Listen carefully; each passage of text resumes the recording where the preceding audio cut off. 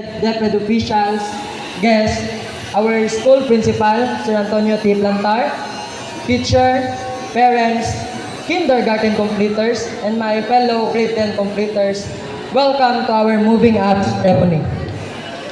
Standing here as an Excellence Awardee is truly an honor.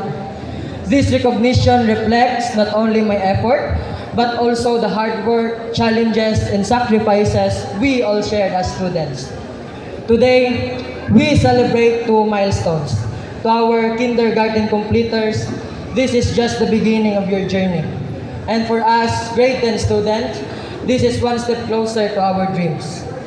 The journey wasn't easy, but we stayed strong.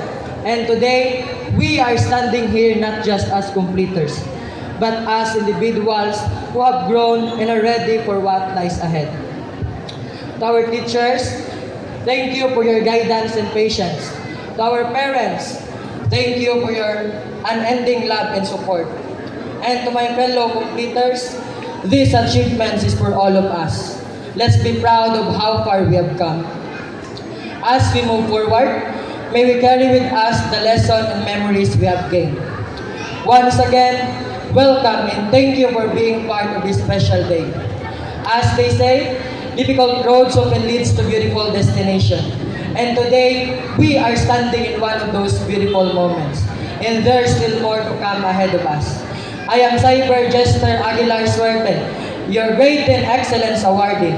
Thank you, congratulations, and may God bless us all.